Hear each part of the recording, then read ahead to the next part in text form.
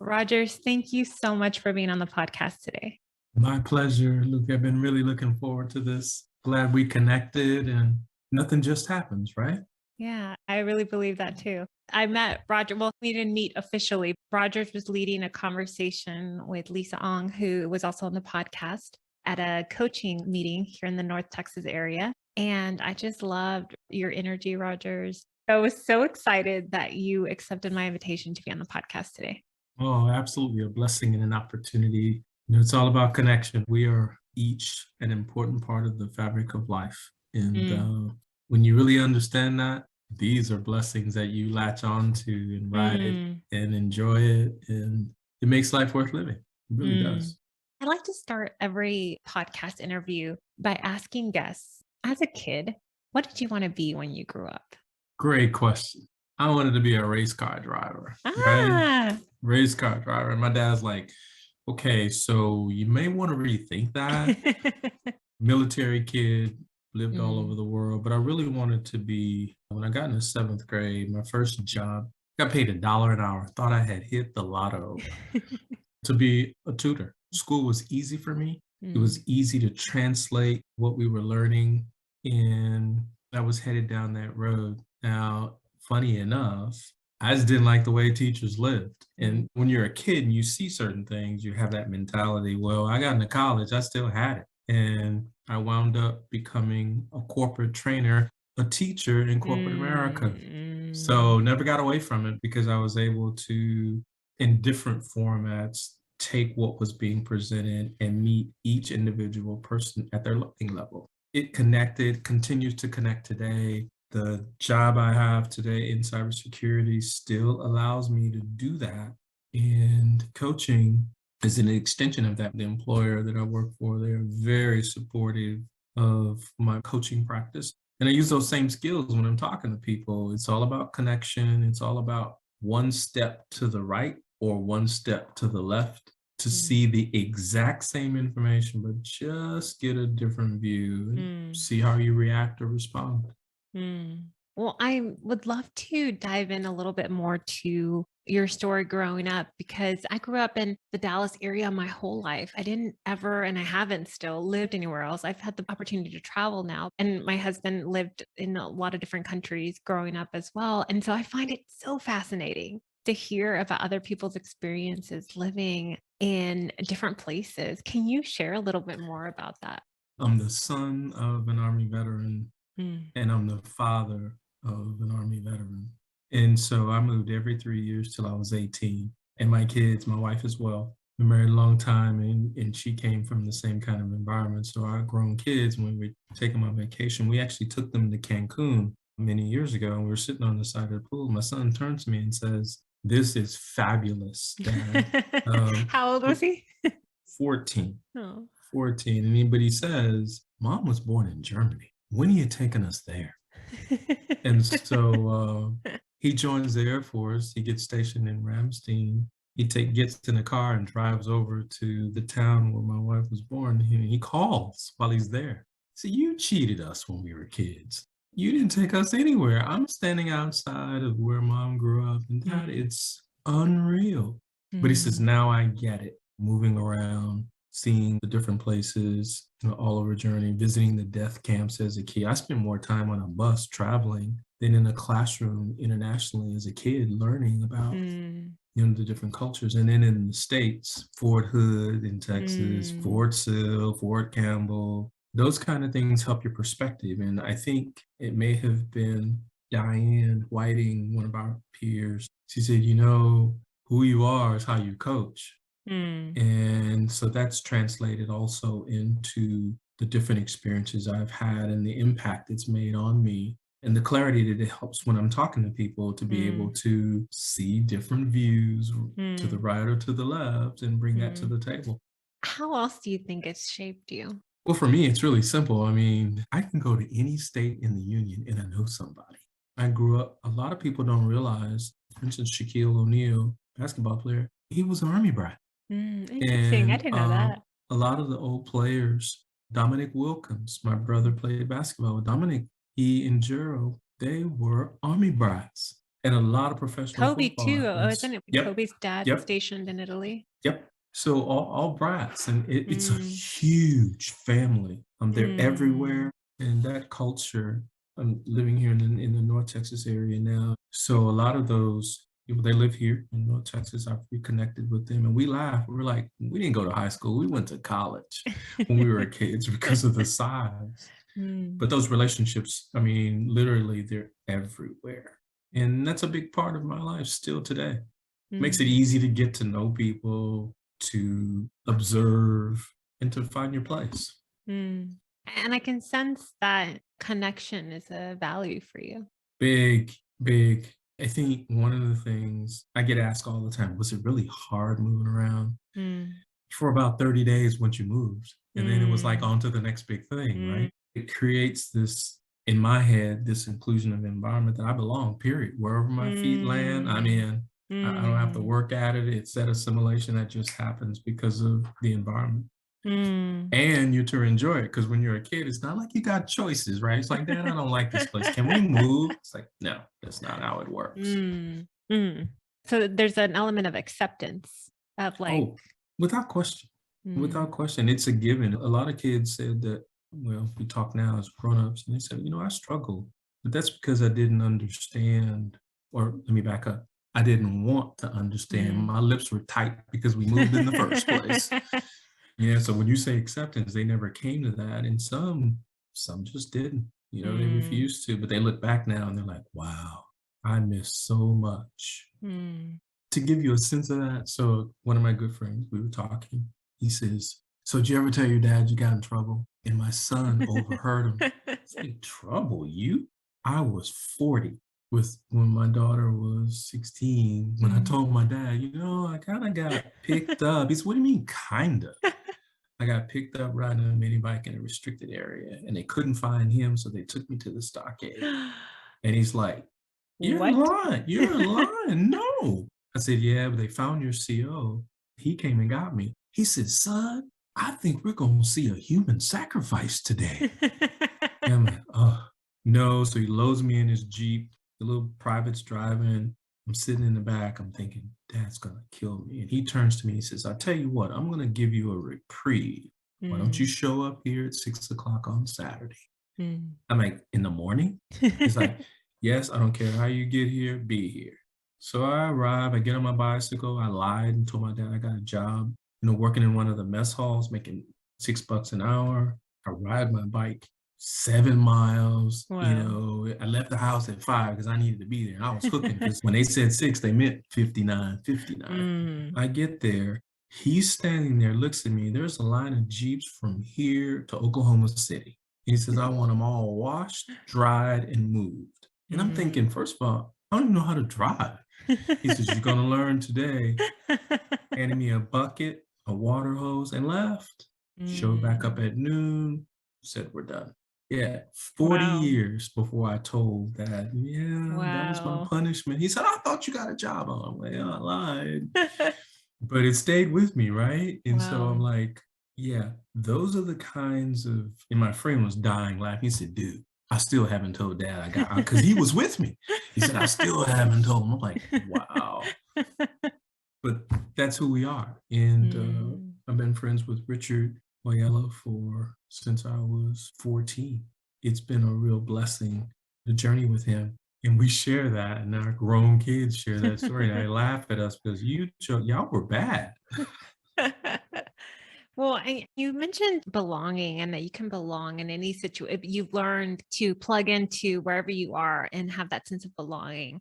And I know as a coach, and you've probably seen this too, and especially now with the pandemic, a lot of people have moved and that feeling of belonging, finding new friends, finding a community that people can plug into and feel supported. And what would you say to those people who are wanting to make new friends? Maybe they're feeling disconnected and they're struggling.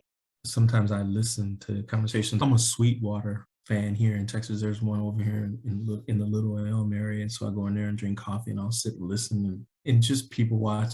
It's just something I developed doing a long time ago. And I marvel at people talking about how difficult it is to network, to connect, etc. Now, I'm married to a psychologist, so I cheat, right? People tell you every day where they are and who they are. You just Mm, have to listen. And mm, people are really saying in those contexts, what they're doing is not producing the desired outcome. mm. And so, and I always like, oh, I want to say something more. It's like the The it's like the coach in Geico you. commercial. Yeah, I'm the Geico. I'm the person on the beach, and they're saying, "Flo, just chill, don't say anything." And she jumps up and runs over. It's a bundle. It's a bundle. I'm sitting there saying, maybe you should change what you're doing. Mm, But we are so stuck sometimes mm, that the prospect of doing something different or fear is mm, bigger. And you really have to slay the giant instead of sitting up there and describing it. It's tall, it's 8 feet tall. It's no, no, no, no, no. What's on the other side? What are you trying to get mm, to? It's a choice. And I think it scares me sometimes mm, that the choices we make really do reflect where we are. And mm, so it's like, then change mm, and then see what people do. Sometimes it's the power of choice really does scare me sometimes. And I'll give you an example. For those in the house who would be believers, the greatest thing Christ did for us is restoring us back to the Father. The second thing he did was restoring the power of free choice. Think mm, about that. So mm, all of a sudden, front and center are the choices you make. That'll keep you up at night and it'll give you perspective too. You're like, okay, wait a minute. This is what's happening and I'm doing this. mm. And when you say, it's our choices, what kind of choices can we make to promote that connection? I think the challenge that I see externally as I observe in people Mm-hmm. and try to help them coach is to get them to focus on the outcome that they want. I talked to someone yesterday. She's fabulous. She will at some point be a CIO in this country. She's not at the officer level today, but she will be. One, she desires it. Two, Mm, she's ready to step up to the plate to do what it takes to get there. But the question that I ask, when you get there, what does it look like? And mm, so it's no different than asking you have a new friend and she's having trouble finding friends. Let me understand what your vision is, what your belief is. Can you tell me what your ideal is? What's really interesting, you get some really funny looks when you ask a question like that because people are going to go, okay, wait, what? mm, Yeah, go there. That's down the street and around the corner, and you'll get a sense of what you're actually chasing. It's mm, really simple, but it's also telling, right? Because mm, one, if they can't tell you, they haven't thought about mm, it. And two, if you pause long enough to allow them to think about it, you can actually watch the light come on and they go, oh, wow, I do know what I want. And allow them to share what that is. mm. When you say, like, if somebody's digging deep and trying to figure out what it is they really want, what have you seen are common answers to that? What do we really want? We want fantasy over our reality. We don't want to reverse it. We don't want reality with fantasy. We want fantasy Mm, first and reality. Most people will come back and say, well, I want to be king. Okay, great. So just for grins, what do kings do? mm, I don't necessarily lead with that one, but I love asking it because if they can answer it, great. But I'm like, so give me an example of a king, mm, period. Just stop right there and no identifiers, adjectives, adverbs, nothing else. And mm, see what the response is. Because at the end of the day, you and I both know the answers lie within us. mhm. We just have to scrape off enough dirt to figure out what it is. And then we can shapeshift it once we see it. But if we don't Mm. even see it, it's kind of like digging around with your eyes, goes, oh, oh, that's what it feels like. Yeah, got it, got it. No, that's not how Mm, it works. I wish it mm, did, but it doesn't. mm, So just getting down to that reality and having them think through that. But the common thread, I think, is want mm. more than need. What led you to coaching, Rogers? How did you figure out that that's some of the work that you wanted to do? So I had the pleasure of playing golf with Tiger Woods. Wow. The company that I work for, we were one of his first sponsors. Mm, And I asked him, I'm like, dude, you're the greatest golfer on the planet. Why do you have a coach? mm, And his response was telling. He's like, oh, I'm good. And I put in the work and et cetera, et cetera. He said, but I'm smart enough to know that there are things that I can't see. mm, And having a coach can say things to me and tell me, he said, I have an open ended trust box for them to mm, say, you know, you're doing this. And for him to shake his head, no, I'm not. He said, well, then do it again and hit it a different way. And he does it and it doesn't do it. He's like, oh, got a problem here. Mm. But he put the relationship in place and valued it from a trust level that is realizing that I cannot see everything.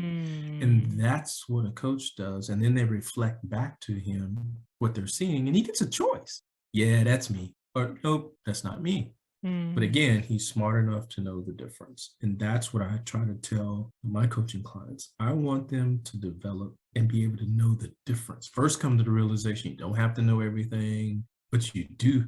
My grandfather, who was not a college graduate, showed up at my house after the birth of my first child, had just graduated college, and he says to me, I need you to get a master's degree. I'm like, wait, what do you mean? You didn't go to college. What do you know the difference about a master's degree?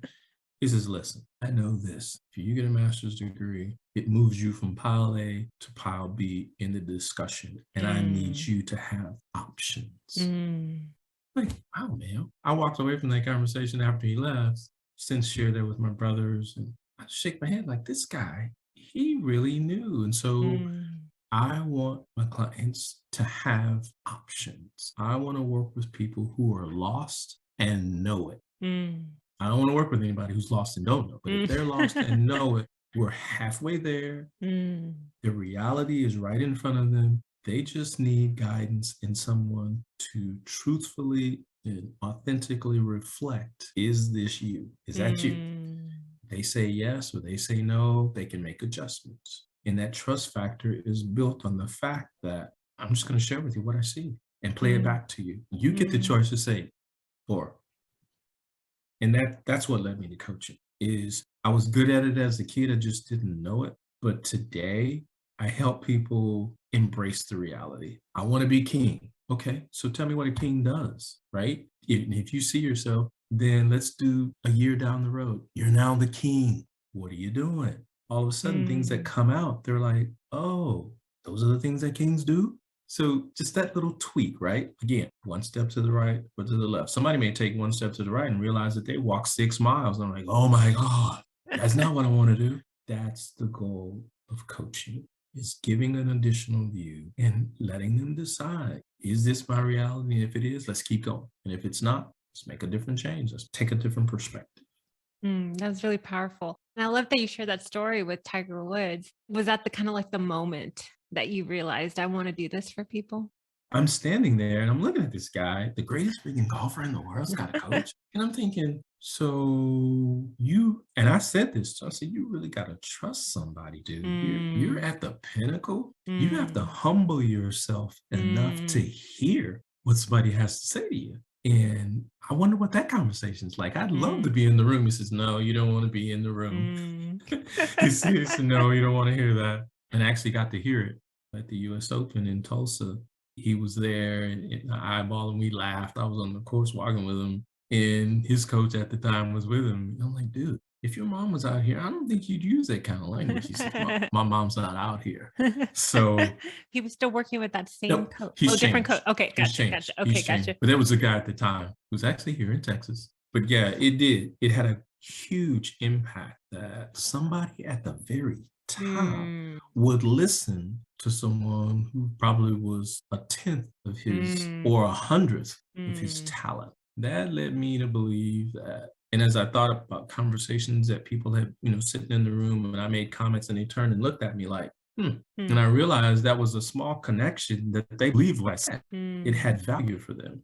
And so, and at the time I was kind of one of the little junior, I wasn't even an executive. I was one of the juniors in the room, had no Mm. business being in the room, but I made a comment and somebody's like, oh, okay, yeah, that's different, but that makes sense. And that was the starting point, if you will, of me watching and choosing opportunities that presented themselves because I believed you had to know everything to be the boss. Mm. What a lie. But we rewarded people back in the day under that premise. That's not the case anymore. You got to Mm. have emotional intelligence. Yes, you have to be smart, but your emotional intelligence says a lot. And I know at the time I missed some opportunities. I was just like, nah, I'm not there. But Mm. now I get that and I'm able to give that away and cause people to think about that and how it plays out not only in their relationships, but in the decision process that they go through. Mm. And earlier you said you've been coaching your whole life, you just didn't realize it. Yep. Yep. It's funny. I just started to pursue the accreditations, mostly because in the circles, remember I said I have a boutique small practice because I get to choose my clients. So I get asked all the time, hey, Rogers, I want to work with you. I want to do this, I want to do this. Mm. What I'm listening for and what I'm looking for fits right here. If they know, I'm obviously always thinking about who I can steer them to. But there are specific pillars that I'm Mm. looking for in the Mm. clients that I work with. Absolutely want to work with somebody that's ambitious. Absolutely want to work with someone who's lost and know it. You may identify with this. I was one of those people who was lost and knew it and couldn't find anybody to help me. Mm. So I'm Mm. reflecting back to the market what I Mm. didn't get. I say that once, they're already determining in their mind if they lost and know it. And if they're lost Mm. and don't know it, they already know, I don't want to work with him. Mm. Like I said, people tell you where they are and what they're thinking. You just have to listen. Mm. I love people listening, hearing people's stories. And I agree. People say a lot without Oh my even gosh. realizing it. And it's so fascinating. It's so interesting. So when I'm listening to clients, yes, am I jaded and I have my own thoughts? We're not supposed to, but we're human. Mm. But what I listen for the emotion and I listen for the emotion slash passion slash word choice.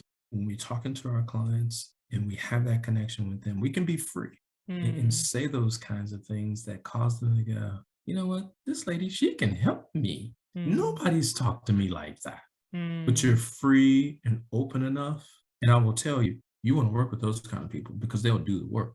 As opposed to, I love how my wife says, sometimes she's like, if I'm working harder than you, something's wrong. Mm. So Mm. I think it's a great opportunity to connect with people and look in their eyes. Mm. I can really see you care. You know, I And do. I do. It's hard to sit by and see someone toiling and spinning. Three grown kids. I would call all very successful, but I love saying contributing to the fabric of life.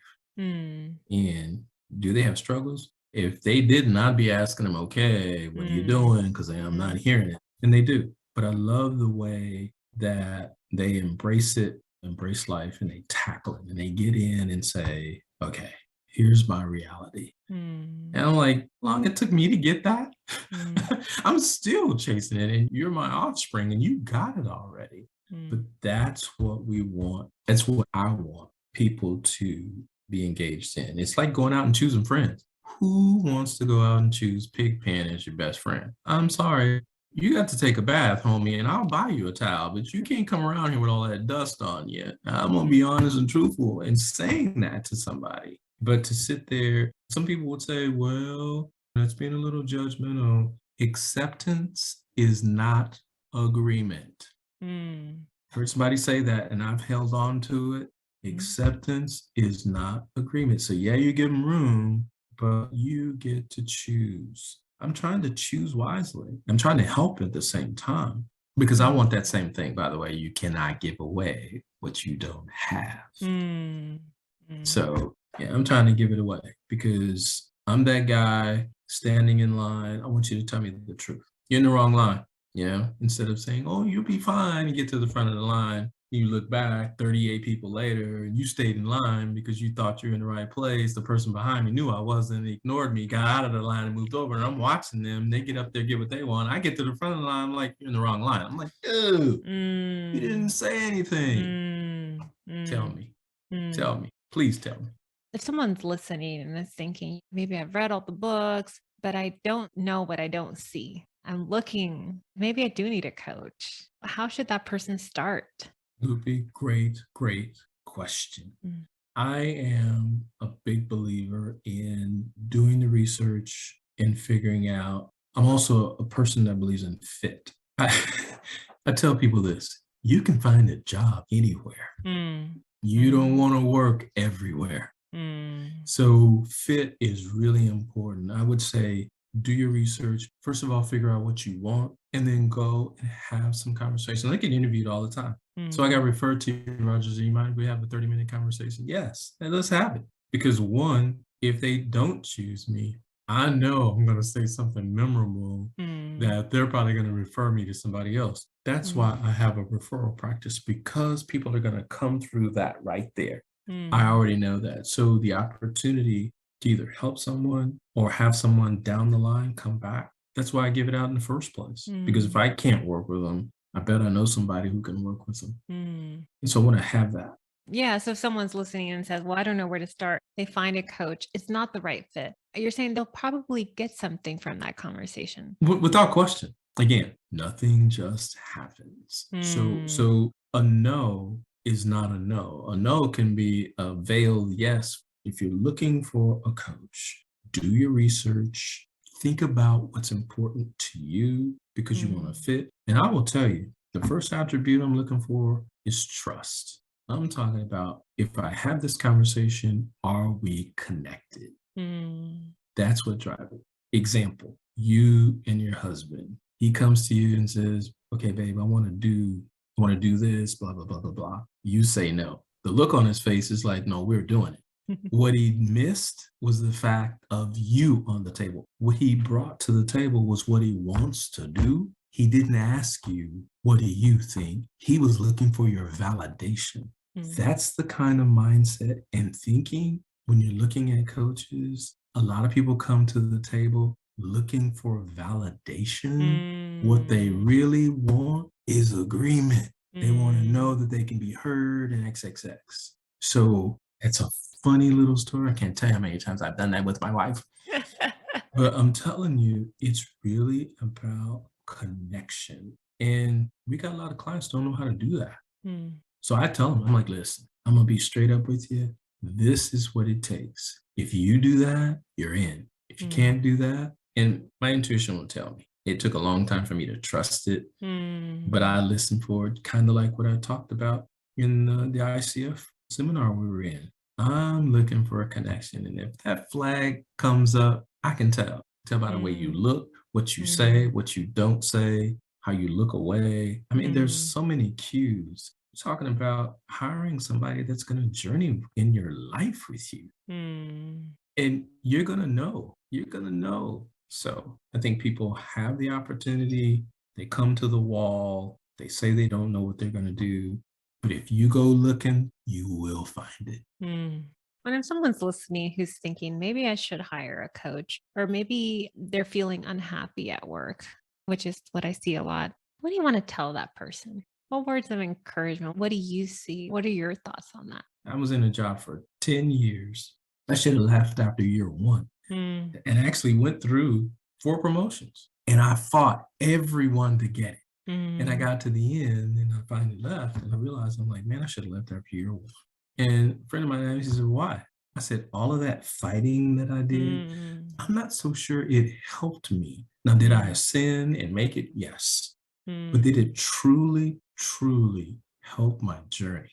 And I would tell you now, looking back, after much trepidation, sleepless nights, a few tears, I would say, no, it didn't help me. Did I take away value from it? Absolutely. But I'm talking in the broad context of, did it truly help me? Because one, I wasn't true to me. mm, I was going to make them own up to it. I did everything they asked me and some. And I had this chip on my shoulder that says, yeah, mm, I did it. I'm sorry, but that's not the fabric of life. That's the mm. dishwashing liquid I spilled all over myself. But yeah, I think being true to yourself. Having the opportunity to reflect and being open to that honest reflection of our experience when we're working with the coach, we can really get the benefit of it. Do people gravitate to that? I don't think early on they do. I think they're listening for the answer.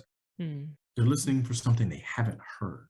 And I love saying to them, okay, what if you've heard it, but you wouldn't hear it? How do you mm, respond to that?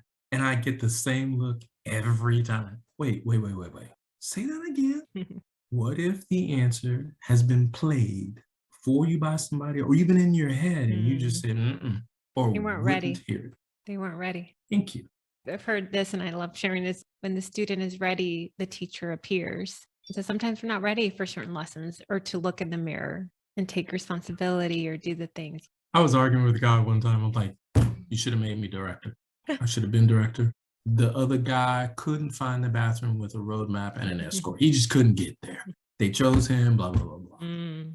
15 years later, playing golf on the golf course, talking to my knucklehead brother, and he chimes in and says, so what if God said, I'd have made you director, you'd have messed it up.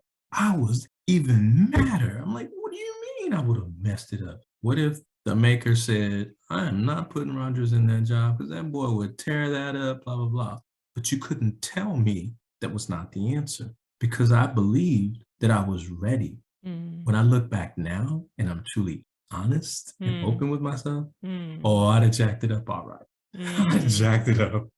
And I can see it now and smile and go, ooh, I got saved by that one. I would have made a lot of money and I had stock options, but I'd have jacked it up. And that was really, really, really difficult, Mm. but a necessary hurdle and learning that I had to go through. So Mm. now when I'm coaching clients and I allow them to go there, I ask this one question. I'm like, so Rogers, if you would have gotten to be the director, what are some of the things you would have done? I never even explored that. But on the golf course, I started to think about some of the stuff that I would have done. It didn't have anything to do with that job. I would have flamed so badly. And I'm like, oh my gosh. Mm. You get your client to think like that, they will stick beside you until they get to that place that they can give that to themselves. Because most clients say most, they don't know what the truth is. Mm. And they're looking for somebody to say it.